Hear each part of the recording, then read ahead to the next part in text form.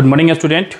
Today we are going to discuss about the kinds of sentence. You know that in the previous class I already discussed about the three topics. Three topics: definition of sentence, and second one is the rules of sentence, and third one is the parts of sentence. If you not watch my video on lecture number 1, lecture number 2 and lecture number 3, so please you watch lecture number 1, lecture number 2 and lecture number 3, then you will be understood this topics in a very easy way. Otherwise you have faced many problem to understand this topics.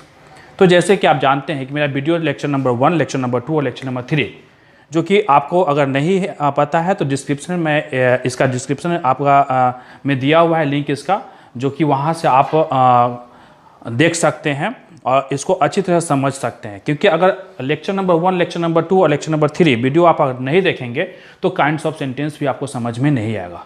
तो चलिए start करते हैं। Now let's start the types of sentence और kinds of sentence. चलिए, तो जैसे कि हम जानते हैं हम प्रतिदिन के डेली लाइफ में हम किसी न किसी प्रकार का सेंटेंस का प्रयोग करते ही रहते हैं।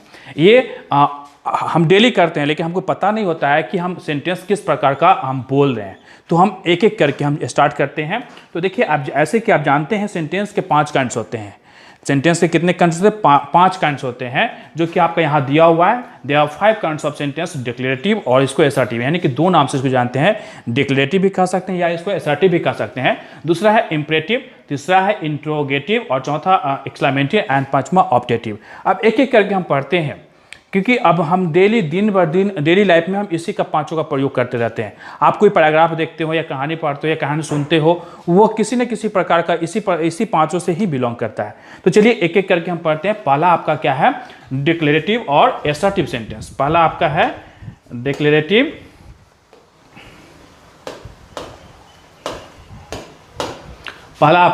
डिक्लेरेटिव और असर्टिव सेंटेंस। तो देखिए, सबसे पहले इसको जानते हैं डिक्लेरेटिव क्या होता है और असर्टिव क्या होता है। तो आप जानते हैं कथावाचक जिसको बोल सकते हैं, कथन, यानी कि कथन जो होते हैं, हम कथन कैसे करते हैं? जैसे हम कहते हैं कि मैं पटना जाता हूँ, तुम दिल्ली में रहते हो, राम आम खाता है, सीता पत्र लिखती है। तो ये जो आपका वाक्य है ये आपका कथात्मक है। कथात्मक मतलब कोई आप कहानी सुनते हो या पढ़ते हो, ये आपका कथा होता है। तो इसे कथात्मक किसे कहते हैं? As for definitions we know that an assertive sentence और डिक्लेरेटिव सेंटेंस से और स्टेट समथिंग, जो स्टेटमेंट के रूप में होता है। जैसे स्टेटमेंट के रूप में क्या हो सकता है? जैसे एग्जाम्पल में हम देखते हैं, जैसे अगर हम लिखते हैं असर्टिव सेंटेंस का एग्जाम्पल अगर लिखते हैं आई वॉच दिस वीडियो, हम सीधे बोलते हैं आई वॉच दिस वीडियो, यानी कि क्या हुआ कि मैं इस वीडियो को देखता हूं। तो ये कथन हो गया। इससे ना तो कोई पूछा जाएगा कोई आप अगर हम आपसे बोले कि आप इस वीडियो को देखते हैं, तो अगर ऐसे हम बोलेंगे तो क्या आप सीधे इसको देखेंगे, ना कि आप इससे कुछ सवाल करेंगे। जब हम कुछ पूछेंगे तभी सवाल करेंगे। तो कथात्मक के रूप में होता है। अगर हम कहें कि सीता पत्र लिखती है, Sita writes a letter, Mohan गीत गाता है, मोहन सिंग्स ए सॉन्ग। आप ये जो 3 वाक्य है, ये जो है असर्टिव सेंटेंस है। असर्टिव सेंटेंस को हम डिफिनेशन अगर हम करते हैं, डिफाइन करते हैं, तो क्या बोलेंगे? एन असर्टिव सेंटेंस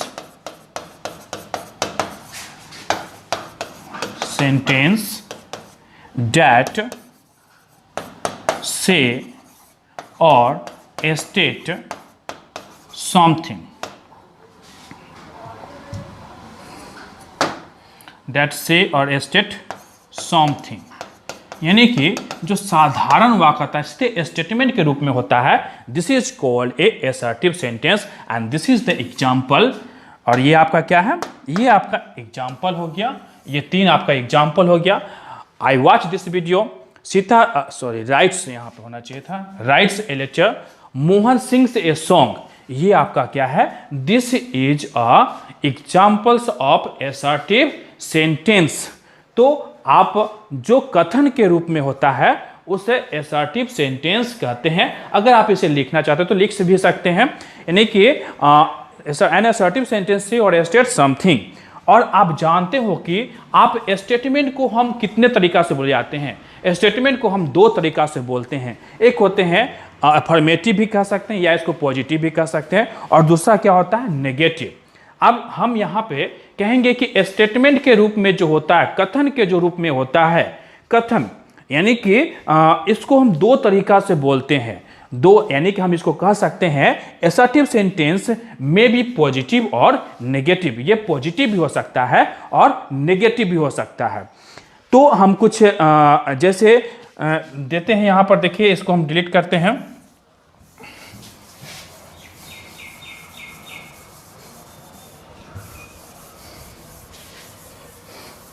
अभी हम पढ़ क्या रहे हैं, अभी पढ़ रहे हैं हम असर्टिव सेंटेंस के बारे में पढ़ रहे हैं।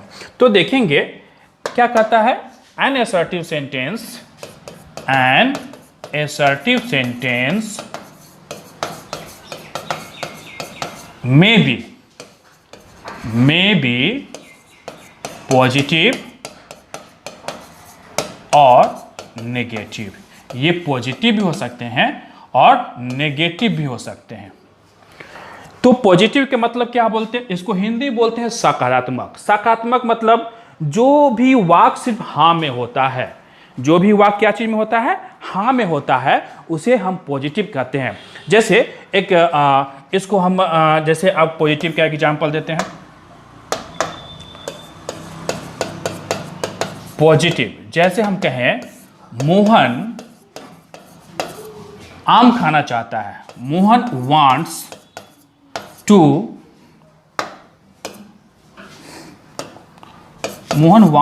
ईट मैंगो। अब देखिए ये जो वाक्य है, मोहन जो है आम खाना चाहता है, ये आपका सकारात्मक है। क्यों? क्योंकि वो सिर्फ हाँ में भर रहा है, उसको खाने का इच्छा है तो वो हाँ में भर रहा है। अगर हम इसी को बोलते हैं कि मोहन आम नहीं खाना चाहता है तो वो नेगेटिव हो गया। तो this is a negative form. अगर किसी वाक्य में नॉट या नो लग जाता है, we can say that this is a form of assertive sentence and this is a negative. ये फॉर्म है, असर्टिव सेंटेंस का फॉर्म है, क्योंकि ये दो तरीका से पूछे जाते हैं, असर्टिव और नेगेटिव। चलिए अब नेगेटिव का एग्जाम्पल हम देते हैं। नेगेटिव का एग्जाम्पल देख लेते हैं। नेगेटिव हम कह सकते, इसी को हम लिख देते हैं जैसे मोहन आम खाना चाहता है और लिखते हैं मोहन आम खाना नहीं चाहता है। Mohan does not want to eat mango. तो ये आपका क्या है कि असर्टिव सेंटेंस, ये आपका नेगेटिव हो गया, ये पॉजिटिव हो गया और ये नेगेटिव हो गया। तो असर्टिव आप अच्छी तरह समझ में आ गया होगा। असर्टिव सेंटेंस में भी पॉजिटिव और नेगेटिव, ये पॉजिटिव भी हो सकते हैं और ये नेगेटिव भी हो सकते हैं। और असर्टिव सेंटेंस कथा के रूप में होता है, this is called assertive sentence. तो देखिए एक संक्षिप्त में, थोड़ा सा संक्षिप्त हम बताए थे, पूरा जितना ही बताया हम लिख के समय, इसी को हम थोड़ा सा मौखिक रूप में हम सीधे बता देते हैं कि असर्टिव सेंटेंस कहा किसे जाता है। तो असर्टिव सेंटेंस से और स्टेट समथिंग यानी कि जिससे कथा के रूप में होता है, this is called assertive sentence. और इसको डिक्लेरेटिव सेंटेंस दो नाम से जानते हैं, असर्टिव और डिक्लेरेटिव नाम से जानते हैं। और इसके असर्टिव सेंटेंस ये पॉजिटिव भी हो सकते हैं और ये नेगेटिव भी हो सकते हैं। यानी कि पॉजिटिव मतलब सकारात्मक भी हो सकते हैं और ये नकारात्मक भी हो सकते हैं। नकारात्मक मतलब जिसमें नहीं लग जाता है, this is called a negative. And जो नेगेटिव हाँ में सिर्फ होता है, दिस इज कॉल्ड पॉजिटिव। और एक बात आपको बता दें कि ये सेंटेंस जब खत्म होती है तो इसके अंत में हम कौन से मार्क्स देंगे? This is the most important. If you right the assertive sentence, you remember, always remember that at the end of assertive sentence we must put full stop. आपने पढ़ा होगा कि जब सेंटेंस, रूल्स ऑफ सेंटेंस में, यानी कि lecture number मैंने 2 में आपको ऑलरेडी बताया है कि सेंटेंस को लिखते हैं 3 गो रूल्स होते हैं, जो कि क्या होते हैं? A sentence begins with capital letter, a sentence must be arranged in a proper way, and after the ending of a sentence we must put full stop. So here जब असर्टिव सेंटेंस कंप्लीट हो जाए तो उसके अंत में हम कौन सा चिन्ह देते हैं? Full stop. देखिए यहाँ फुल स्टॉप दिया हुआ, यहाँ फुल स्टॉप। तो ये आप एक पॉइंट को नोट कर सकते हैं कि नोट में हम इसको लिख देते हैं, नोट्स में हम इसको लिखते हैं कि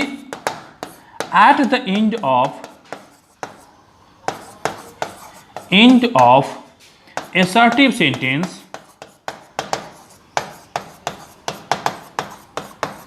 we must put full stop।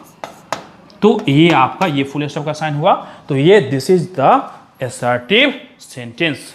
बिल्कुल आप लोगों को समझ में अच्छी तरह से आ गया होगा असर्टिव सेंटेंस होता क्या है। नेक्स्ट है आपका है इंपरेटिव। तो अब इंपरेटिव सेंटेंस देखते हैं, ये इंपरेटिव सेंटेंस क्या होता है। तो जैसे कि हम जानते हैं कि असर्टिव सेंटेंस आपने स्टेटमेंट के रूप में होता है, और इंपरेटिव सेंटेंस क्या होता है, वैसा वाक्य जिससे कि किसी को कमांड या ऑर्डर, रिक्वेस्ट या एडवाइस किया जाता है, तो उसे हम इंपरेटिव सेंटेंस कहते हैं। यानी कि ऐसा वाक्य जिससे कि किसी को आदेश देने का बोध होता है, किसी को रिक्वेस्ट करने का बोध होता है, या किसी को सलाह देने का बोध होता है, तो ऐसे वाक्य को हम क्या बोलते हैं, इंपरेटिव सेंटेंस। तो पहले हम इसका डिफिनेशन लिख देते हैं कि ये क्या होता है। इसका पहले डिफिनेशन लिखते हैं, an imperative sentence that express command या order, request और advice and advice।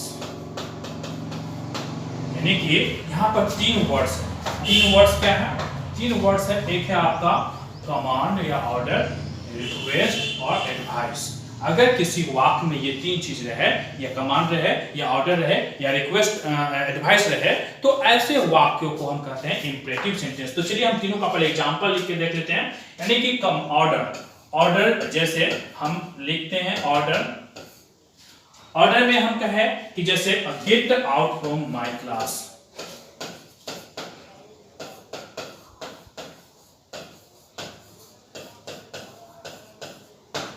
ये क्या हो गया, ऑर्डर हो गया। यानी टीचर बोलेगा, किसी स्टूडेंट बोलेंगे कि मेरे क्लास से बाहर जाओ, ये क्या हो गया, आदेश हुआ।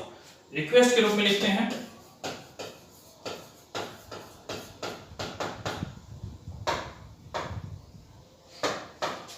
जैसे प्लीज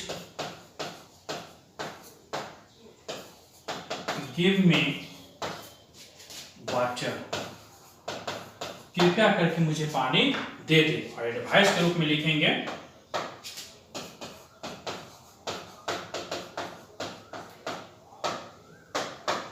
एडवाइस के रूप में लिख देते हैं, यू शुड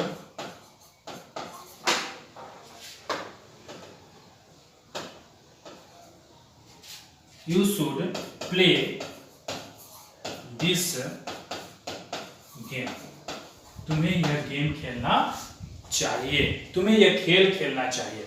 अब देखिए तीन वाक्य है।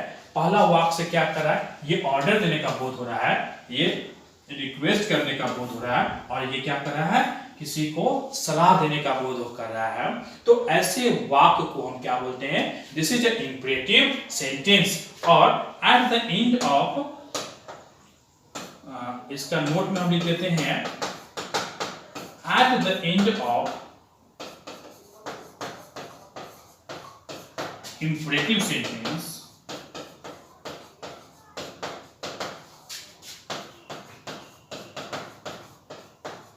we must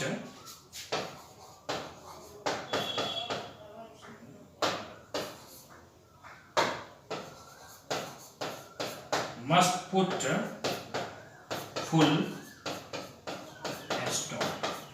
यानी कि इंपरेटिव सेंटेंस के भी अंत में हम फुल स्टॉप का चिन्ह देते हैं।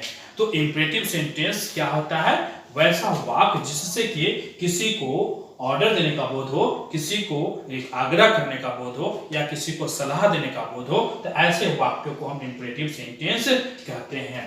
तो समझ में आ गया इंपरेटिव सेंटेंस क्या होता है। ये सब हम डेली बोलते हैं, ये सब प्रयोग हम लोग डेली करते हैं, लेकिन हम लोग को पता नहीं चलता है कि कैसे किस प्रकार का हम वाक्य बोल रहे हैं। लेकिन जब आप इसको समझ में अब आ रहा होगा तो बिल्कुल समझेंगे कि कब हम जो भी वाक्य बोलते हैं इस प्रकार का हम डेली लाइफ में इसका प्रयोग करते रहते हैं। इसको समझने में कोई दिक्कत नहीं होनी चाहिए। चलिए, अगर नोट करना चाहते हो तो नोट कर सकते हैं। अगर इसमें कोई प्रॉब्लम होगा तो कमेंट बॉक्स में जरूर लिखिएगा कि क्या होता है, क्या आपको प्रॉब्लम क्या है। सो आप कमेंट बॉक्स में जरूर लिखेंगे कि क्या आपको प्रॉब्लम है। नेक्स्ट हम पढ़ेंगे इंट्रोगेटिव सेंटेंस। नेक्स्ट है आपका इंट्रोगेटिव सेंटेंस। इंट्रोगेटिव सेंटेंस के बारे में हम इसको देखते हैं। इंट्रोगेटिव सेंटेंस, पहले इसका डिफिनेशन हम लिखते हैं। इंट्रोगेटिव सेंटेंस क्या होता है? एंड interrogative sentence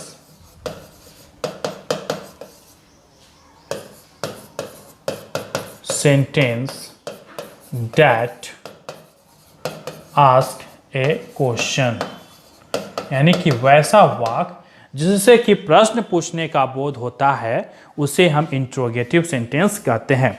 अब प्रश्न क्या होता है? जैसे कोई कुछ बोलता है और जिसका जवाब हमको देना पड़ता है उसे हम प्रश्न कहते हैं। जैसे हम कहें कि तुम्हारा नाम क्या है, तो आप उसका जवाब दीजिएगा कि मेरा नाम मोहन है। आप क्या करते हैं, उसका जवाब होगा क्या आप पढ़ते हैं, आपका एक जवाब होगा क्या मैं आपको पढ़ाता हूं, इसका जवाब होगा। तो ऐसा वाक्य जिससे कि किसी से प्रश्न पूछने का बोध होता है उसे हम इंट्रोगेटिव सेंटेंस कहते हैं। अब देखिए, इंट्रोगेटिव के दो तरीके से पूछे जाते हैं। एक ऐसा वाक्य, ऐसा जो कि प्रश्न तो पूछा जाए और उसका आंसर हमें एक लाइन में मिले या एक से अधिक लाइन में मिले, तो वैसे वो भी एक वाक्य, वो भी एक इंट्रोगेटिव सेंटेंस हुआ और उसे हम WH का ग्रुप कहेंगे। और WH का ग्रुप क्या क्या होता है? जैसे what, why, where, how, etc are WH words. तो आप WH इसी को कहते हैं और एक्जुलरी वर्ब से चालू होते हैं। जैसे are you going to Patna, ये आपका क्या हो गया? This is the examples of interrogative sentence. और ये इसका आंसर हमें क्या बोलेंगे? सिर्फ येस नो में, हाँ या ना में। तो दो प्रकार से पूछे जाते हैं, WH ग्रुप और एक होते हैं क्वेश्चन वर्ड्स बोलते हैं। तो चलिए देखते हैं, इसका एग्जाम्पल लिखते हैं। जैसे what is your name, what is your name, ये WH ग्रुप का क्वेश्चन है और इसका आंसर हो सकता है कि my name is Mohan, my name is Sohan, कुछ भी हो सकता है। तो इसका आंसर मिल जाता है, यानी कि एक लाइन में आंसर मिलता है। तो ऐसे वाक्यों को हम कहते हैं WH ग्रुप का कहते हैं। और एक क्वेश्चन ऐसे भी होते हैं, जैसे are you singing a song, क्या आप गीत गा रहे हैं? तो ये आप इसमें सिर्फ हाँ या ना में हो सकता है, हाँ या ना। तो ऐसे वाक्य को जिससे कि प्रश्न पूछने का बोध होता है, this is called a interrogative sentence. और आपको बता दें कि जब यह सेंटेंस खत्म होता है, यानी कि eight the end of interrogative sentence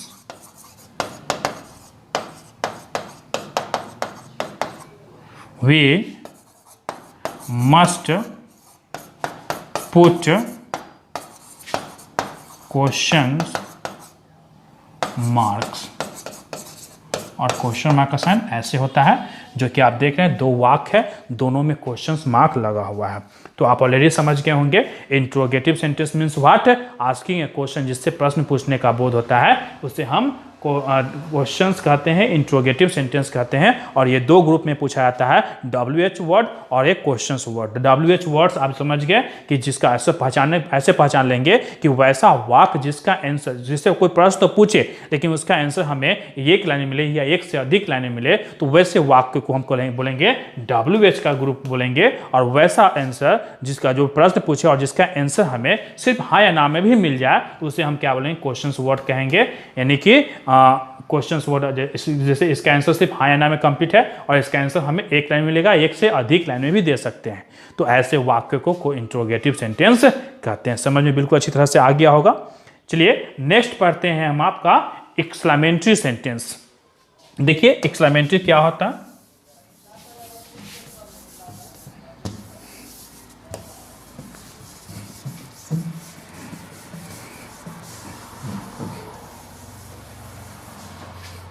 चलिए नेक्स्ट है आपका एक्सक्लेमेटरी सेंटेंस। तो देखिए पहले इसका डिफिनेशन हम लिख देते हैं कि क्या होता है।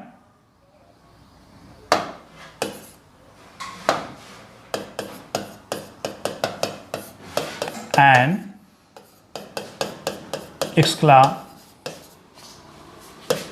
exclamatory sentence that express a strong feeling, जिससे कि आश्चर्यचकित वाली बात होता है, उसे हम क्या बोलते हैं, एक्सक्लेमेटरी सेंटेंस कहते हैं। जैसे अचानक कोई बात हो जाती है, जैसे हम कह सकते हैं कि वाह कितना सुंदर यह पिक्चर है, कितना सुंदर यह तस्वीर है, ऐसे बोलते हैं। यानी कि अचानक, आपने कभी ऐसा पिक्चर नहीं देखा लेकिन अचानक मन में ऐसा हो जाता है कि मैंने एक ऐसा सुंदर, बहुत सुंदर पिक्चर देख लिया, तो ऐसे वाक्य को हम एक्सक्लेमेटरी सेंटेंस कहते हैं। जैसे मान लीजिए कि आप किसी डॉगी से बहुत प्यार करते हैं, आपके पास डॉगी है और वो डॉगी अचानक मर जाता है, आप जानते नहीं कि मरने वाला है और मर जाता है, तो क्या हम बोलते हैं, अल्लास, ओह मेरा कुत्ता, दुख प्रकट होता है। तो ये दुख प्रकट होता है यानी कि अचानक आपकी बातें हो जाती है, अचानक कोई बात हो जाती है, तो ऐसे वाक्य को हम बोलते हैं एक्सक्लेमेटरी सेंटेंस। जैसे एग्जांपल हम लिख देते हैं, कितना सुंदर जगह है ये। जैसे मान लीजिए एग्जांपल लिखते हैं, what a beautiful picture it is, कितना सुंदर तस्वीर है यह। तो यहां पर क्या हो गया, आश्चर्यचकित, ओह हम बोलते हैं ओह गॉड। कोई मिस्टेक होता है तो क्या बोलते हैं, ओह गॉड। या कोई चीज हमसे दुख प्रकट करने के लिए बोलते हैं, अल्लास माई डॉग इज डेड। और या हम जैसे मान लीजिए कि हम अचानक अगर मैच हार रहे हैं, एक बॉल में हमको छक्का लगाना है और ये हम हारते हैं, तो ये कम चांस होता है कि छक्का लग सकता है, लेकिन अचानक एक बॉल पर छक्का लग जाता है तो हम बोलते हैं, हारते हारते मैच अगर जीत जाते हैं तो बोलते हैं hurray I won the match. क्या बोलते हैं, hurray I won the match. यानी कि आश्चर्यचकित वाली बात होती है, तो this is called a exclamatory sentence. और इसके अंत में हम कौन सा मार्क्स देते हैं, एट, नोट में हम लिखते हैं इसको, at the end of exclamatory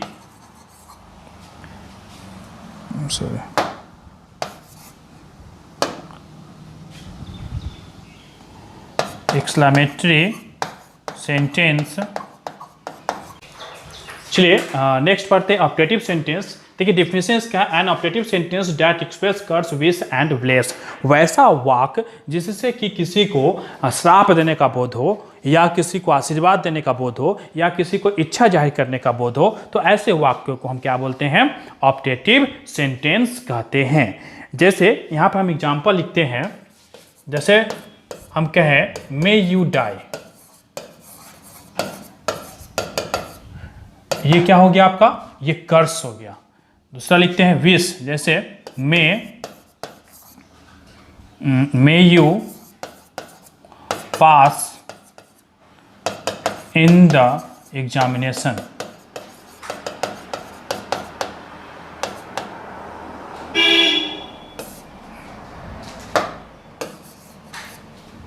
may you pass in the examination.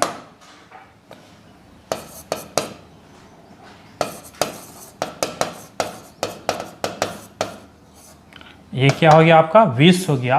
और bless, may God bless you, may God bless you, ये आपका क्या हो गया, आशीर्वाद हुआ। तो ऐसे वाक्य जिससे कि किसी को ऑर्डर देने, किसी को श्राप देने का बोध हो, या किसी को इच्छा जाहिर करने का बोध हो, या किसी को आशीर्वाद देते हैं, तो ऐसे वाक्यों को हम क्या बोलते हैं? ऑप्टेटिव सेंटेंस कहते हैं। And eight the end of A optative sentence, note में हम लिखते हैं eight the end of optative sentence we must put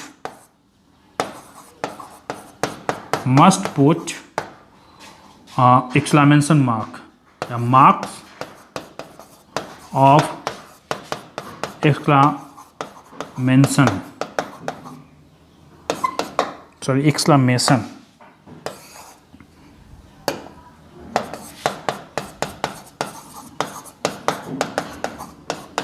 यानी कि ये मार्क्स ऑफ एक्सक्लेमेशन किस में पढ़े हैं? मार्क्स ऑफ एक्सक्लेमेशन हम पढ़े हैं, इससे पहले पढ़े हैं एक्सक्लेमेटरी सेंटेंस में और ऑप्टेटिव सेंटेंस में। दोनों सेंटेंस में हम मार्क्स ऑफ एक्सक्लेमेशन का चिन्ह, ये मार्क्स ऑफ एक्सक्लेमेशन का चिन्ह देते हैं। तो आपको समझ में आ गया ये this is the kinds of sentence. और इसी प्रकार से हम डेली लाइफ में इस पांचों का किसी न किसी रूप से प्रयोग करते हैं। चलिए